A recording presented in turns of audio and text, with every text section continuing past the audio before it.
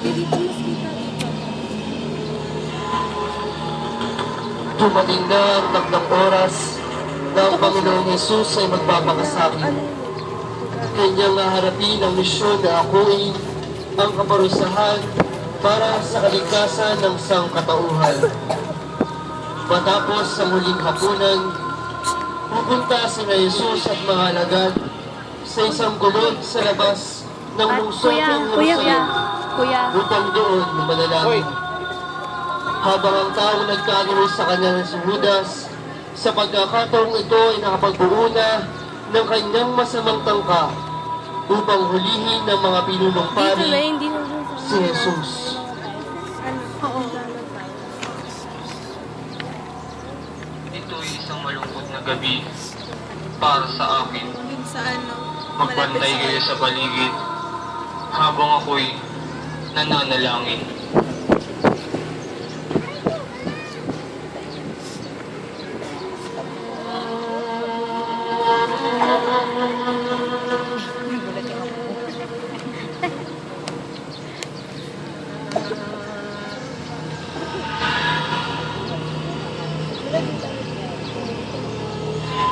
Ama!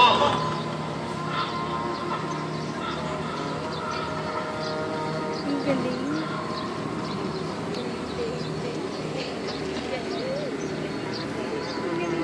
Kung maaari, iliw mo ako sa ng paghirap na ito.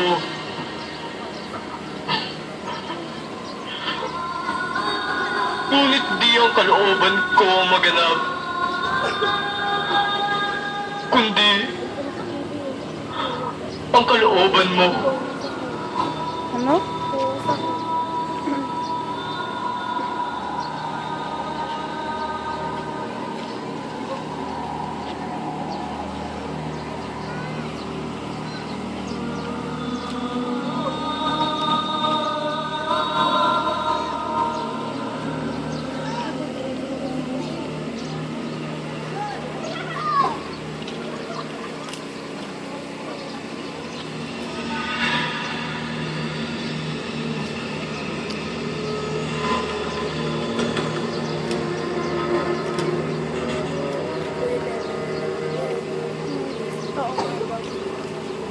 Magsigising kayo. Narito na ang magkakanulo sa akin.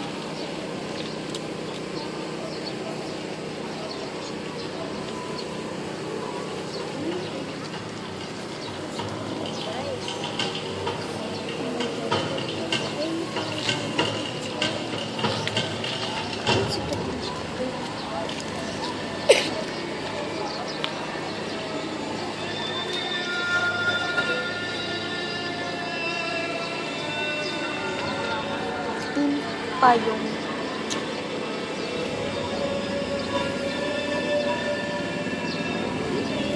Judas, ipagkakanulo mo ba ako sa isang halik? Ako si Jesus. Hayaan niyo na makalayo ang mga taong ito. Hindi yun ba to? Paper lang yan. Isama mo yung tabak. Ang gumagamit ang tabak ay sa tabak din namamatay. Parang... Kaya nga tumayo.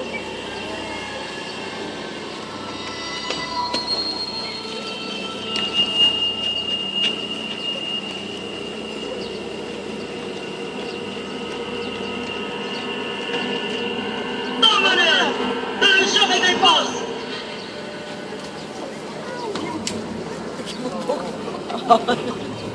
Sugat Pagbumabaw. Yan eh, nag-practice. Sa pagkakataon ito, naramdaman mo Jesus na siyang nag-iisa. Ngunit tulad ng sa kanyang buong buhay, ang kalooban ni Jesus ay ang kalooban ng Ama. Naganap nawa ang iyong kalooban. Palabas na yan. Tayo ay naanyayahang magbigay ng sarili Palabas sa pagsunod kay Kristo. Tinatawag tayo upang gumawa ng mahigpit na pagpapasya. Ang pagpapatunay ng pananampalataya, pagpapatunay ng pag-ibig.